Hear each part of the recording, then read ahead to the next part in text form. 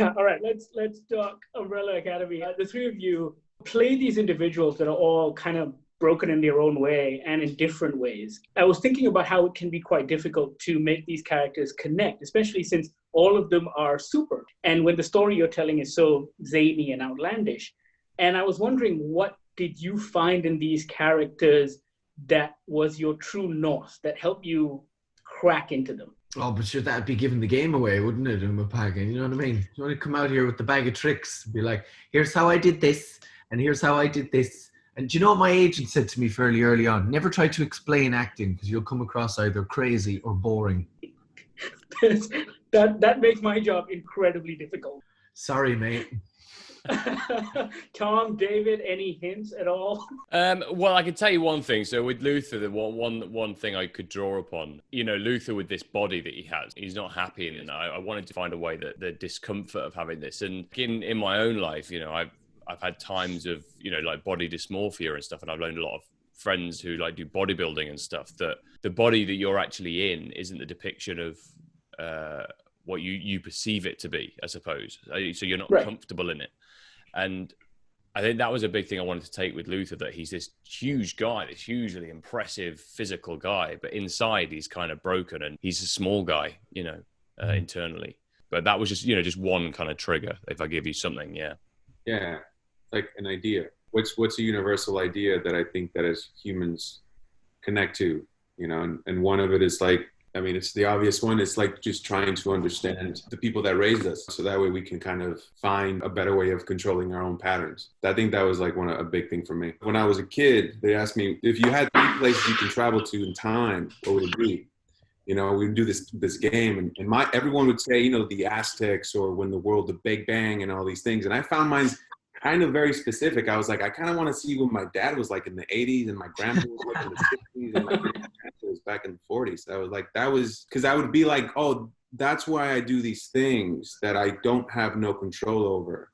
And maybe by seeing that, I can have control over, just by seeing those little things, Which is perfect, because it leads me beautifully into my next question, which is the thing I love most about your show, actually, is that it's constantly redefining this idea of family. I mean, the 10 episodes of season 2, they let us watch it. Throughout the episode, you guys are constantly grappling with what it means to be a family, how you support one another.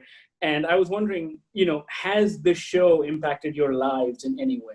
It makes you remember that it's okay to disagree as families, like that's what we do best. I think you look at your own family sometimes. I mean, I certainly did growing up, that I used to think my family is the most dysfunctional. My family is like, we argue more than any other family. Like it feels like you're always the most dysfunctional within your own world. Then you realize that, all families are that. Yeah.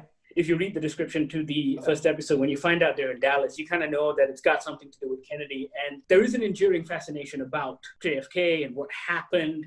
What do you think that is, that it's so ripe for film and literature and fiction and conspiracy theory?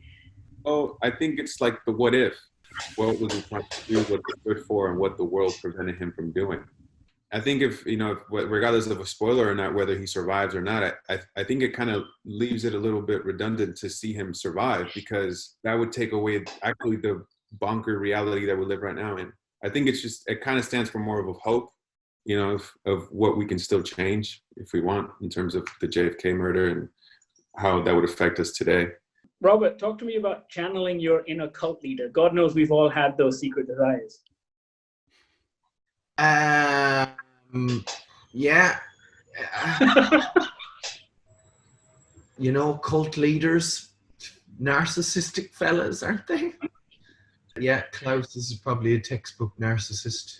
But I suppose he's probably a narcissist who doesn't want to relieve his flock of not all their money, or, make them drink the Kool-Aid. So he's probably more on the benevolent end of the cult leader spectrum. He still has a little bit of a conscience.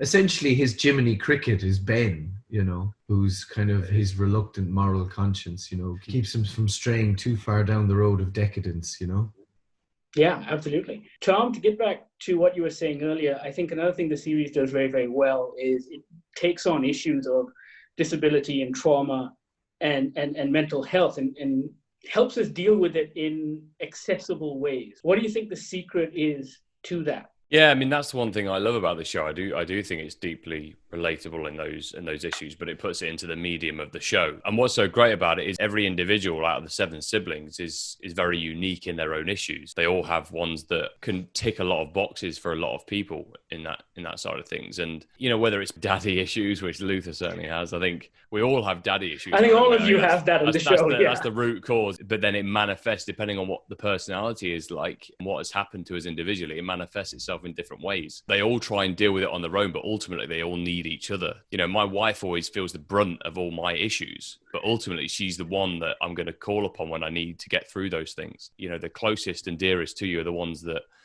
feel the brunt of it, but also help you through it at the end of the day. Yeah. Guys, the Umbrella Academy is truly an ensemble piece. And I was wondering, what is the squad like? Because I'd like to think you're like the Cheers gang, that you guys are the Umbrella Academy gang, even off screen, you're close and friendly and get along. What's that like? Yeah, generally very good, isn't it, boys? You know, we are like a family, you know, and we even sometimes squabble like a family. And I really like seeing that, weirdly, you know, when we have our little bickering moments. I kind of love those because it shows how close we are. When I go running, I usually put on some Busta Rhymes Touch It remix. And and every time I hear someone say a verse, I just think of a certain member from my cast. And I'm not going to lie, that's truthful. Like that, I actually do that. And you should listen to that song. It's a good song. It's with It's good song.